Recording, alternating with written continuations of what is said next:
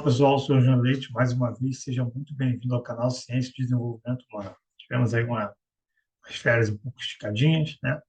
Mas devido a algumas questões que eu estava organizando, até mesmo remodelando o projeto de doutorado, estou retornando hoje, né, com material, mas está vindo coisa boa aí. Demorou um pouquinho a gente dar prosseguimento, mas vai vir coisa boa esse ano de 2024.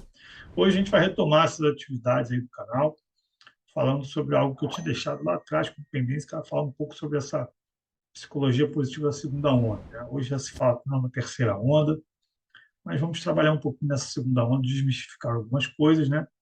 E ver de que forma isso se conecta com o conteúdo, né, do curso que eu deixei no canal lá, completo, de Psicologia Positiva. Ok? Fica comigo, vamos lá.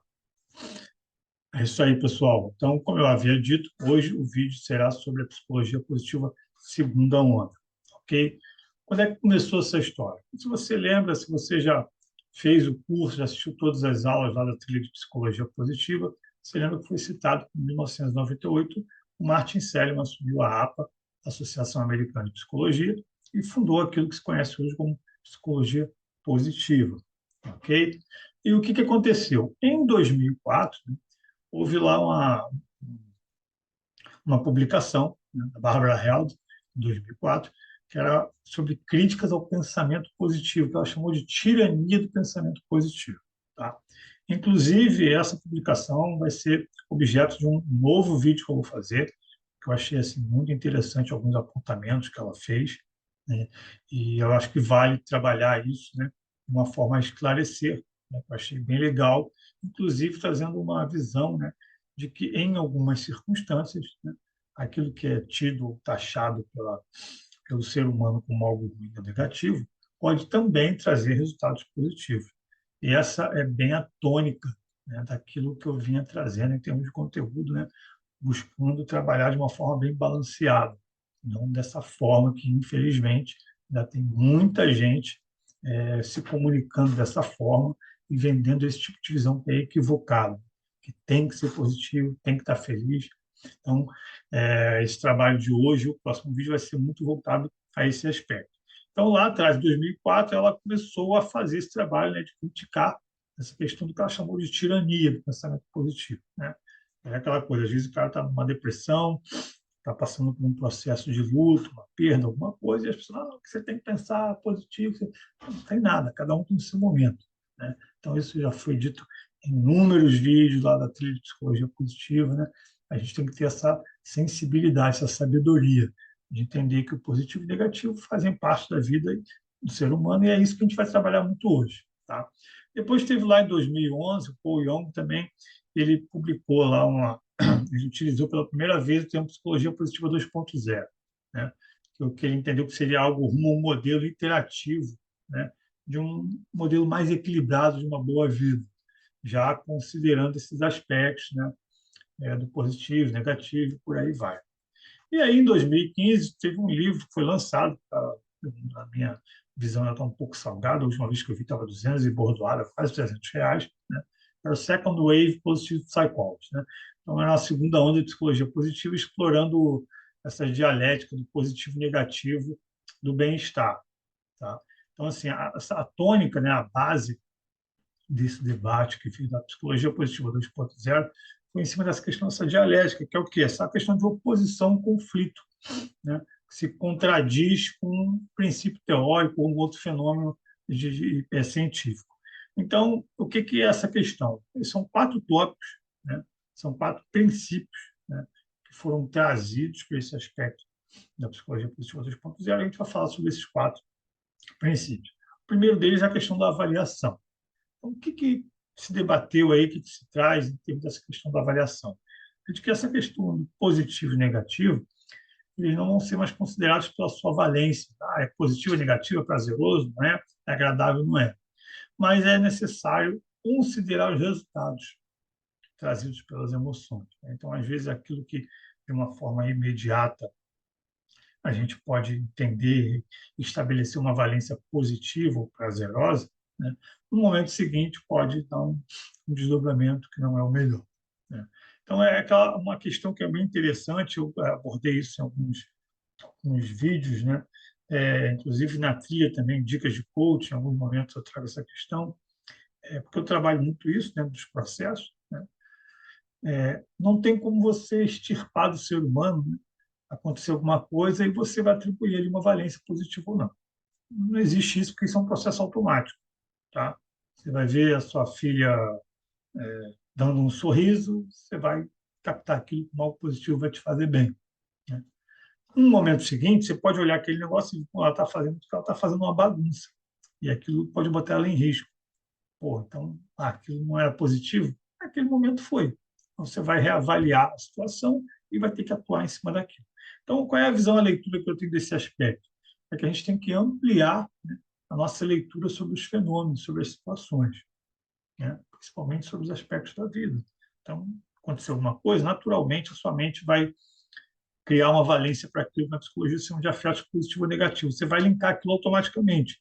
Aquilo é positivo ou não é positivo.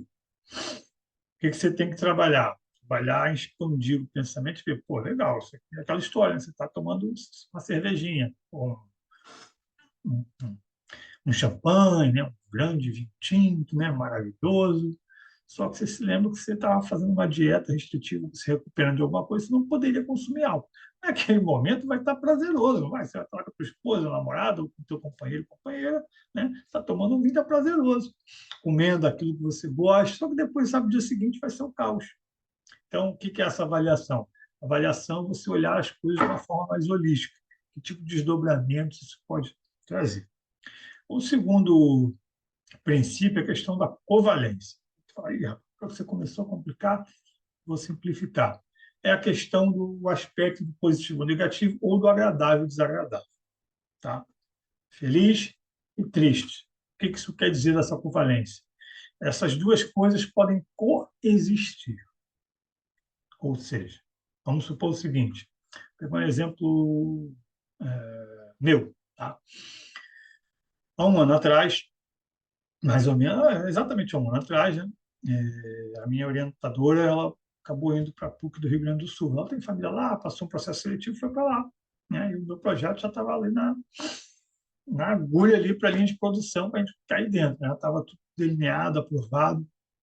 Então, assim, por ela, né, até pelo carinho que eu tinha por ela, né, de tudo que ela me ajudou na trajetória inicial científica, então eu tinha um apreço muito grande por ela. Então, fiquei muito feliz por ela, saber que pô, ela está indo lá perto da família dela, que ela estava deslocada, estava em uma boa posição, fiquei feliz. Por outro lado, isso me gerou uma apreensão, né, porque eu estava saindo de uma situação que estava confortável, tudo organizado, formatado para não dar bala, e a coisa ficou meio nebulosa, eu não sabia quem vinha, se o meu projeto ia andar, se não ia. Então, e aí? Essas coisas estavam coexistindo. Né? Então, o mesmo evento me trouxe, né, para a minha vida, né, um aspecto positivo e um aspecto negativo. Então, isso coexiste, e coexiste na vida de todos nós. Né? Todos nós temos situações, né, dessa coexistência, em momentos que a gente está feliz por um lado, mas por outro. E isso é normal, isso faz parte da vida. Nos meus vídeos eu falo sobre essas questões, inclusive eu dou aquele exemplo lá da lâmpada. Né? O ser humano seria como uma lâmpada. Para ligar tem que ter o positivo e o negativo, o ser humano de uma forma integral. Isso faz parte. O que traz aqui de interessante é essa coisa que essas coisas coexistem, elas podem viver ao mesmo tempo. Não tem nada de anormal, se não é extraterrestre por isso. Ok? Depois vem aqui a questão do princípio da complementariedade, foi o que eu falei agora, a questão da lâmpada. Né? Além de você ter eventos em que você tem uma situação que você considera positiva e negativa e aquilo coexiste ao mesmo momento, tá? Existe a complementariedade, que é uma questão interna nossa. Então, existem muitas referências, né, a essa questão interna. Aí você tem as religiões falando de luz e sombra, positivo e negativo, você tem lá o yin e yang. Então, essas coisas compõem o ser humano. Tá? Então, sejam virtudes e valores ou dificuldades, tá? Não vamos chamar de defeitos, mas dificuldades a serem superadas e trabalhadas, elas compõem o nosso ser. E isso é uma realidade. Então não existe, não, porque eu sou assim e esse negócio. Não, cara, você é uma peça única. A lâmpada, para ligar, tem que ter os dois polos. É lindo, ilumina, né? Traz aquela sensação de conforto, segurança, negócio iluminado, é belo, porém tem que ter os dois pontos. Então, você só será surpreendente, magnífico, terá grandes resultados, se você aceitar que você é um ser humano que compõe, né, é composto, né, por esses dois lados. Tá? Isso quer dizer que a gente vai, não, então tem que ter os dois lados, então deixa ali o negativo, faz parte, eu sou assim, né, eu vivi assim, vou morrer assim, aquela síndrome de Gabriela. Não é nada disso. É questão da gente aceitar, né, que o nosso ser, a nossa essência é composta, né, por dificuldades e virtudes e valores. Tá? Então, essa questão da complementariedade fala sobre essa questão. Outro aspecto é a questão da evolução. Tá? A própria, esse próprio debate, né, a psicologia positiva se fala da terceira onda, já é um exemplo bem prático dessa questão que eles colocam. Então, a psicologia já existia, né? O Sérgio é muito das aulas que eu assisti dele, de outros professores que deram aula no curso que eu fiz de psicologia positiva, eles sempre abordaram, né, essa questão da psicologia, chamando de psicologia tradicional, tá?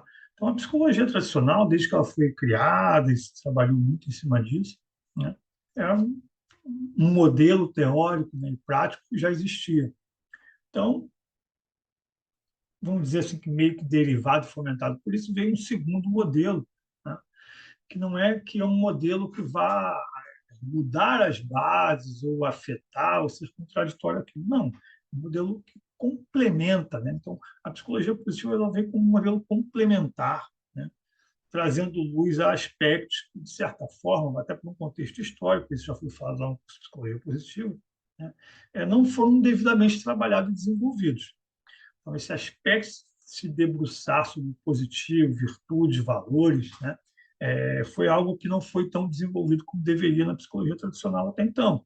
Então, o Seligman entendeu que a psicologia positiva seria esse complemento. Tá? De alguma forma, e aí por uma série de questões, eu vejo que muito mais questões do ser humano do que propriamente a teoria, tá? Ficou aí essa questão de que, não, o povo está falando que tem que ser positivo, tem que só pode ser isso, só pode ser aquilo, tem que ser otimista, tem que ser não sei o quê, como se estivesse negando, né? Ou dizendo que as pessoas não poderiam vivenciar o negativo ou que aquilo fosse, né? Não, você não pode existir, tem que acabar com isso. Então, por conta disso, né, a gente vivenciou e está vivenciando esse aspecto da uma evolução, né, dos modelos teóricos, dos instrumentos e da pesquisa. Então, a psicologia positiva 2.0 veio nesse arcabouço aí de trazer essa evolução, né, de debate, né, de trabalhar o que vale, o que não vale, e amadurecer esses conceitos para que aqueles que fazem uso desse conhecimento, né, possam utilizá-lo de uma forma mais produtiva. Né? O que eu vejo em relação a tudo isso? O que muda, né? Aí, João, o que muda para você em termos de pesquisa? Para mim não muda nada. Tá? Não muda nada, porque vamos pegar, por exemplo, né? Como eu falei, o meu projeto de doutorado ele teve que ser reformulado. Qual é a base do meu projeto hoje? Eu vou estudar os fatores de personalidade, forças de caráter, como é que esses elementos, né, associados também à ansiedade e à autoeficácia acadêmica, influenciam no engajamento acadêmico. Beleza? Beleza. Então, estou avaliando. Vamos dizer assim, se a gente fosse olhar para essa ótica, você vai falar, tem dois elementos aí que são mais ligados à questão da psicologia positiva, lá, a questão da autoeficácia e as forças de caráter. Mas tem também o aspecto ansiedade, que ele é muito. Aliás, ansiedade e estresse também, que eu avalio isso, né? Que isso é muito ligado aí, vamos dizer, a uma psicologia mais tradicional. Então, e aí? Aí eu vou estudar tudo. Né? Tá tudo dentro ali do meu pacote. Mas isso aí não mudou nada. Então, o que é interessante? Quem for assistir, quem ainda não assistiu, né? Você que talvez esteja chegando agora, vendo a primeira vez esse vídeo, se você prestar atenção ao conteúdo e à trilha que foi feita em termos de psicologia positiva, ela já remonta, tá? Todos esses aspectos.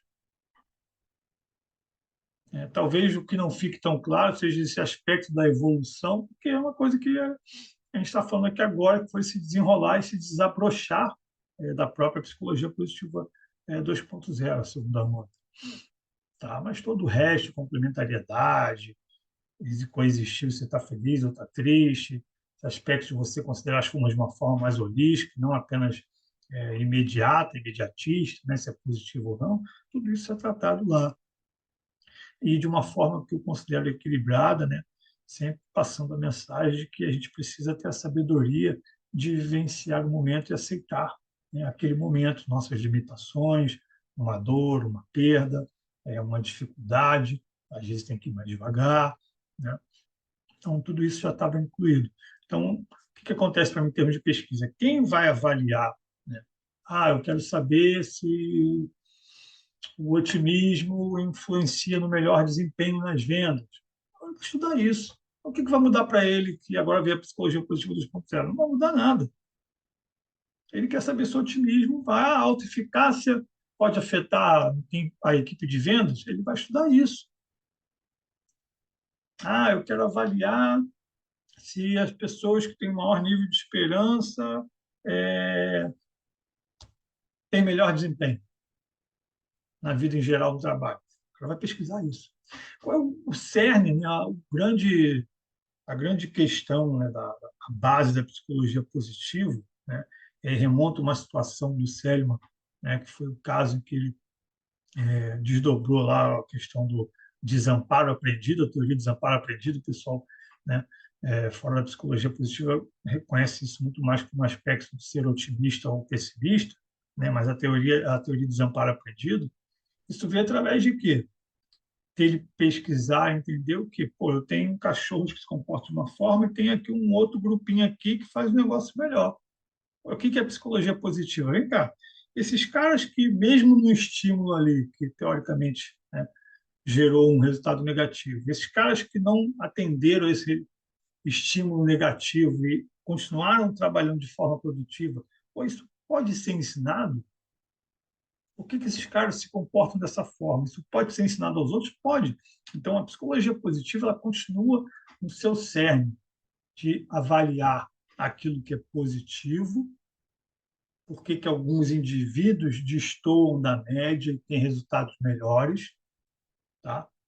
Dentro de algumas circunstâncias, aí depende da pesquisa que você faz, mas qual é a grande cerne da questão? Se eu tenho uma situação com o pessoal que se deu mal, eu tenho um cara que destoou, por que esse cara destoou? Seja de forma positiva ou de forma negativa, né? Negativa no sentido ali da média, está para um lado ou para o outro.